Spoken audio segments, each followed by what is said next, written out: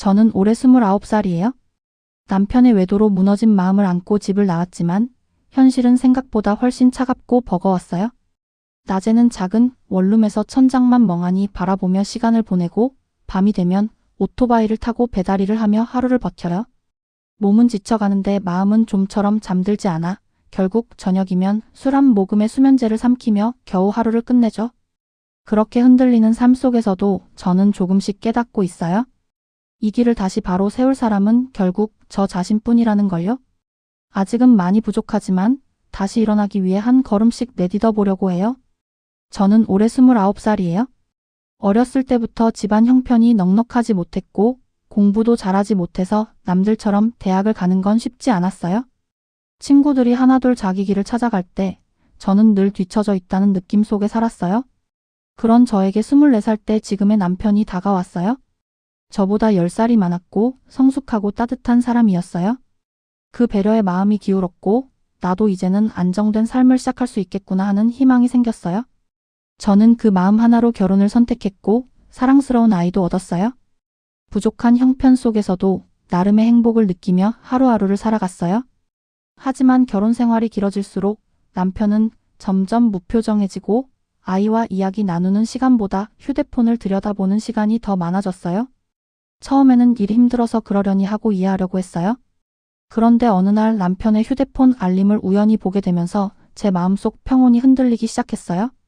모르는 여자 이름, 늦은 밤 대화. 저는 내가 너무 예민한가? 라고 스스로를 달래며 외면하려고 했지만 불안은 점점 더 커져만 갔어요. 결국 남편이 랜덤 채팅으로 만난 여자와 바람을 피웠다는 사실을 알게 되었어요. 그 순간 저는 멍해졌어요. 몸에서 힘이 쭉 빠지고 숨소리까지 떨리더라고요. 저는 그동안 남편을 믿고 가정을 지켜왔어요. 아이를 키우고 부족한 형편 속에서도 버티며 살아왔는데 남편은 그런 제 마음을 너무나 쉽게 저버렸어요. 배신감과 분노, 서러움이 한꺼번에 밀려왔고 머릿속이 새하얘졌어요. 이 사람과는 더 이상 함께 살 수 없다는 생각이 마음속 깊은 곳에서 또렷이 올라왔어요. 그날 저는 결국 감정만 믿고 집을 나와버렸어요. 한 번뿐인 제 인생, 더 끌려다니며 살 순 없다는 마음뿐이었어요. 하지만 그 결정이 얼마나 큰 변화로 이어질지 그땐 깊이 생각하지 못했어요. 아이의 손을 놓았다는 사실도 앞으로 어떤 삶이 기다릴지도 제대로 떠올리지 못했어요. 배신감이 너무 커서 다른 건 아무것도 보이지 않았거든요. 그렇게 저는 돌아갈 수 없는 문을 스스로 열어버렸고 제 인생의 새로운 장이 시작되었어요. 행복을 꿈꾸던 24세 저는 사라졌고 앞으로 어떤 시험이 찾아올지 알지 못한 채 홀로 길 위에 서 있게 되었어요. 집을 나온 첫날 저는 오히려 마음이 가벼웠어요. 남편의 배신을 더 이상 보지 않아도 된다는 해방감 같은 게 있었거든요. 이제 제 인생을 다시 살면 되지라는 단순한 용기로 저는 제 선택이 옳다고 믿으려 했어요. 하지만 시간이 조금 지나자마자 현실은 생각보다 훨씬 더 무겁게 다가왔어요. 집에서 나오면서 챙긴 건 가벼운 가방 하나뿐이었고 통장에 남은 돈도 얼마 되지 않았어요. 그제야 내가 정말 준비 없이 뛰쳐나왔구나 하는 사실이 서서히 실감되기 시작했어요. 위자료도 거의 받지 못했어요. 형편이 넉넉한 사람들도 아니었고 저는 변호사를 쓸 여력도 없었어요.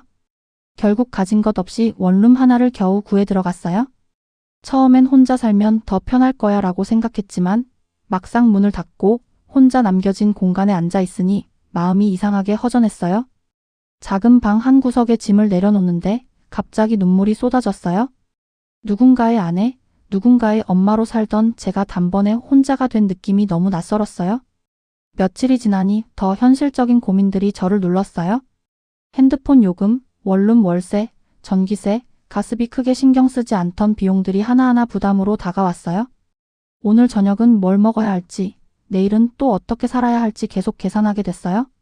집을 나오기 전엔 남편 때문에 마음이 힘들었지만 그래도 최소한 생활은 유지됐어요. 아이와 함께하는 작은 일상도 있었고요. 그런데 지금은 모든 걸 혼자 감당해야 했어요. 마음도 생활도 미래도 전부요. 그때야 비로소 깨달았어요. 내가 너무 성급했구나. 감정만 보고 뛰쳐나온 건 아닐까 하는 후회가 가슴에 파고들기 시작했어요. 혼자 지내다 보니 생각이 많아졌어요. 고요한 원룸 안에서 들리는 건 냉장고 소리뿐. 그 침묵 속에서 제 마음속 두려움들이 더 크게 울렸어요. 앞으로 나는 어떻게 살아야 하지? 아이를 어떻게 다시 볼까? 내가 감당할 수 있을까? 이런 질문들이 끊임없이 머릿속을 맴돌았어요. 이혼 전에는 분명 힘들었지만 이렇게까지 처절한 고독과 불안 속에 빠지진 않았어요. 남편의 외도보다 더 무서운 건 준비되지 않은 현실 자체였어요. 그런데도 저는 돌아갈 수 없었어요. 이미 선택은 끝났고 이제는 이 현실 속에서 버텨야 했어요.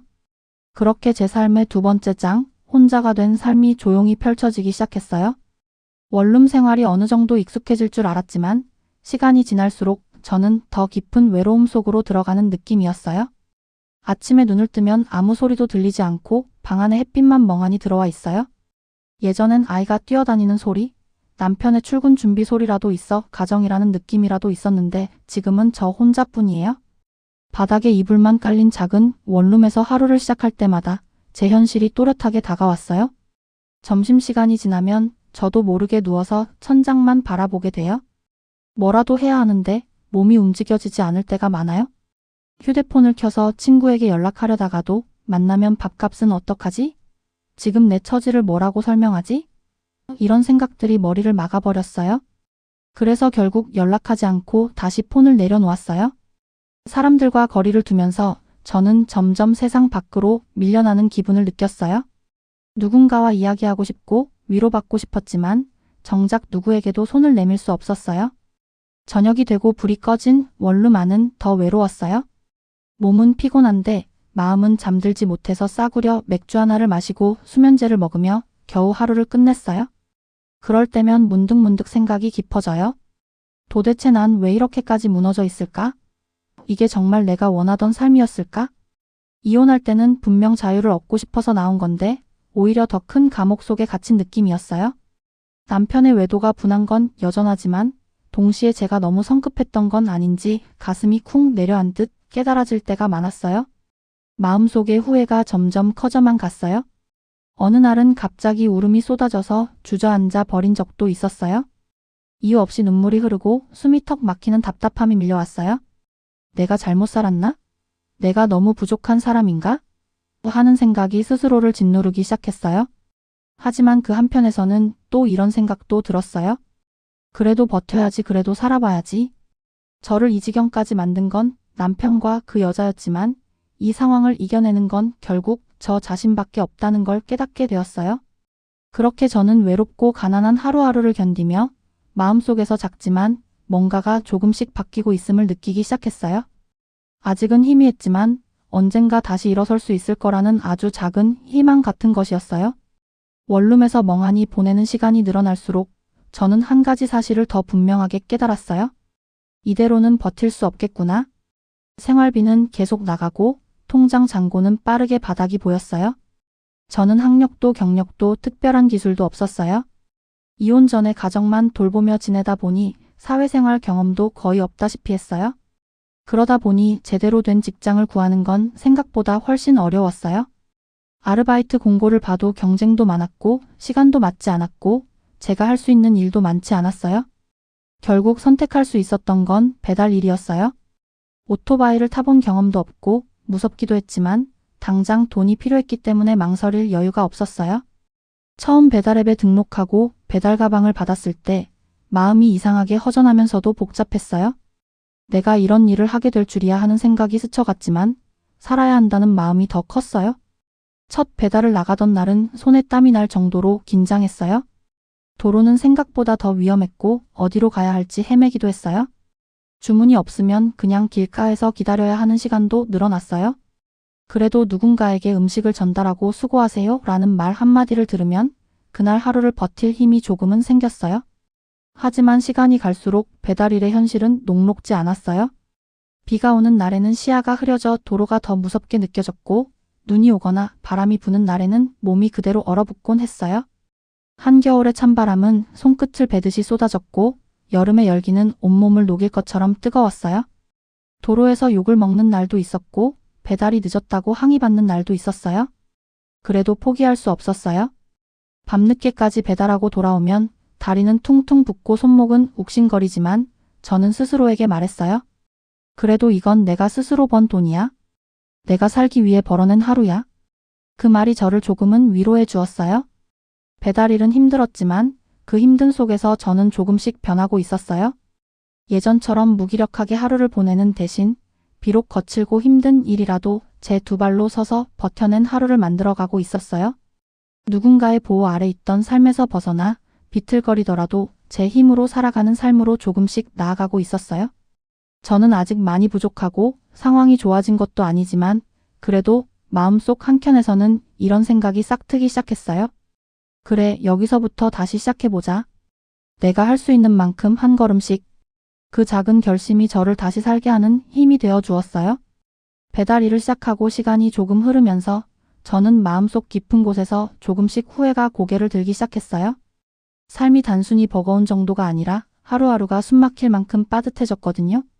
집을 나온 순간에는 분노와 배신감이 너무 커서 다른 건 아무것도 보이지 않았지만 지금의 저는 좀 더 차분히 그때의 저를 떠올릴 수 있었어요. 내가 너무 급하게 움직였나? 하는 생각이 마음속에 자리 잡기 시작했어요. 그 순간에는 도저히 남편과 같은 공간에 있고 싶지 않았고 그 여자의 존재를 생각하는 것만으로도 미칠 것 같았어요. 하지만 지금 돌아보면 저는 준비도 계획도 없이 단지 감정 하나만으로 집을 나왔던 사람이었어요. 그렇다고 해서 남편의 잘못이 사라지는 건 아니에요. 남편은 분명히 외도를 했고 저와 아이에게 용서받을 수 없는 행동을 했어요. 그 사실을 떠올리면 지금도 가슴이 콱 막히는 것 같아요.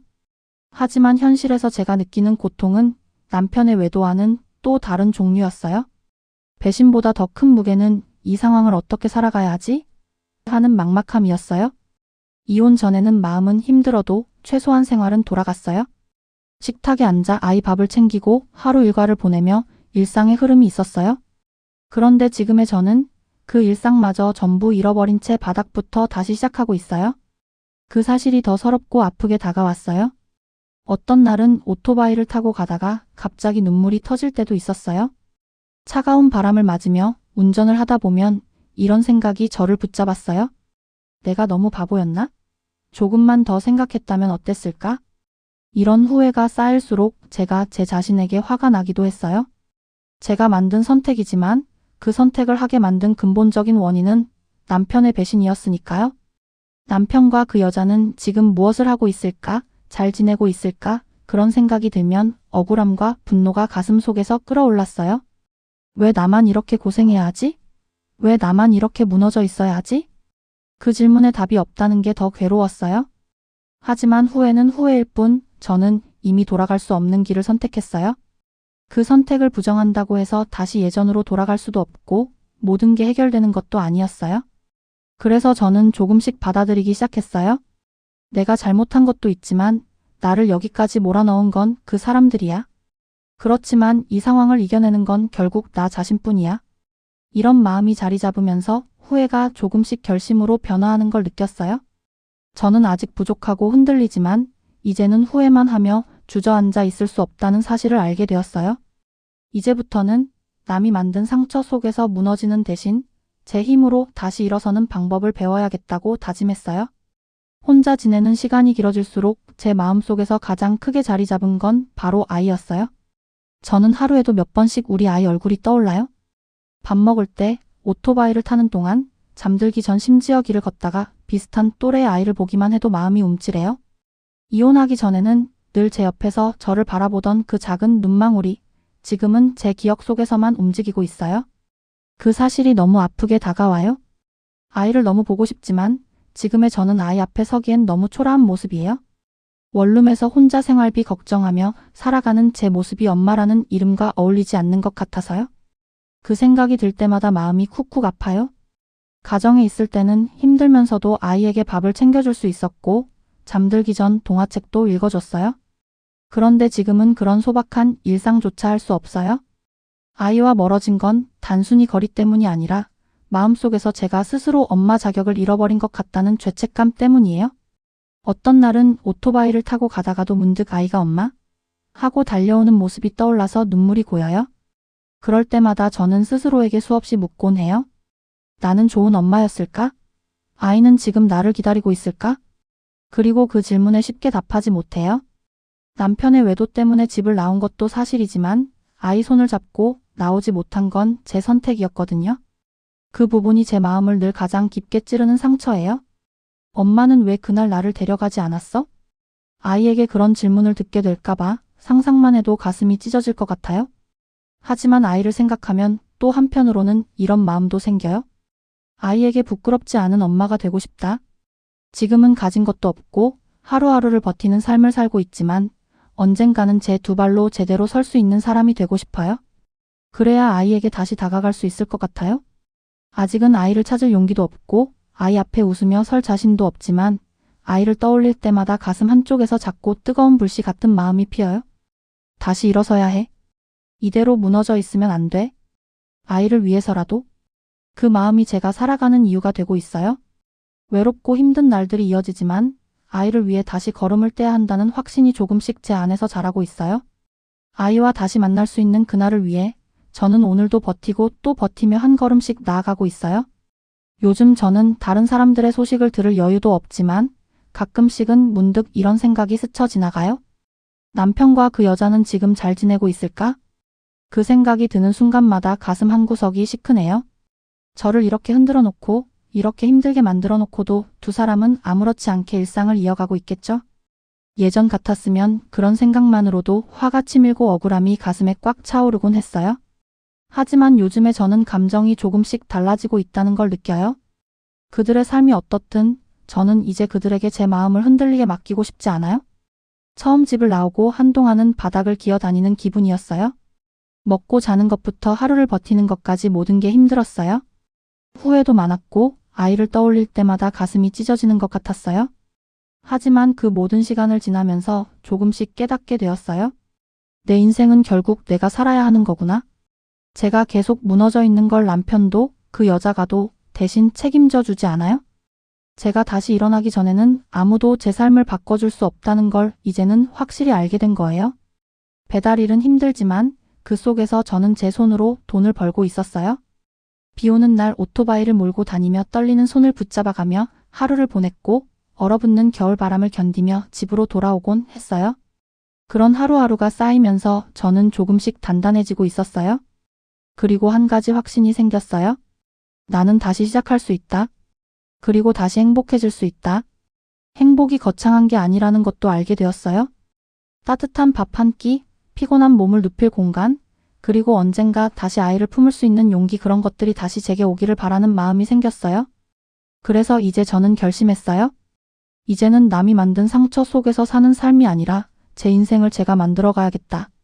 남편의 외도도, 상처도, 가난도, 외로움도 그 모든 게 제 인생을 망쳐놓은 것처럼 느껴졌지만 사실은 이 모든 경험이 제가 다시 단단해지는 과정일지도 모르겠다는 생각이 들어요. 저는 아직 부족해요. 여전히 외롭고 때때로 무너질 것 같기도 해요. 하지만 다시 걷기로 마음먹었어요. 비틀거리더라도 앞으로 가보려고 해요. 아이에게 부끄럽지 않은 엄마가 되기 위해, 그리고 제 인생을 진짜로 살아보기 위해요. 오늘도 저는 조용히 마음속으로 되뇌요. 괜찮아? 다시 시작하면 돼. 아직 늦지 않았어? 그 다짐이 제 새로운 삶의 첫 문장이 되고 있어요. 이혼 후의 삶은 생각보다 훨씬 험했고 저는 참 많이 흔들렸어요. 낮에는 천장만 바라보며 내가 왜 여기까지 온 걸까 생각했고 밤이면 차가운 바람을 맞으며 오토바이를 몰아야 했죠. 때로는 수면제를 삼키며 겨우 잠드는 날도 많았어요. 하지만 그 힘든 시간 속에서도 저는 조금씩 변하고 있었어요. 상처를 탓하던 마음이 어느 순간부터는 다시 일어서고 싶다는 마음으로 바뀌기 시작했어요. 누군가에게 의지하지 않고 제 두 손으로 하루를 만들어가는 법을 배우고 있었어요. 아직 갈 길은 멀지만 저는 믿어요. 그래도 살아볼 만하다. 아직 내 인생은 끝나지 않았다. 언젠가 아이에게 다시 떳떳한 얼굴로 서고 싶은 마음이 저를 조금씩 앞으로 밀어주고 있어요. 혹시 지금 이 영상을 보고 계신 분들 중에도 저처럼 힘든 시간을 지나고 있는 분이 있다면 부디 기억해 주세요. 넘어지는 건 누구에게나 찾아오지만 다시 일어서는 건 결국 나 자신이라는 걸요. 제 이야기를 끝까지 들어주셔서 정말 감사해요. 앞으로도 제가 다시 일어서는 과정, 그리고 새로운 삶을 만들어가는 모습을 함께 지켜봐 주세요. 좋아요와 구독 제게 정말 큰 힘이 됩니다. 따뜻한 응원 부탁드릴게요.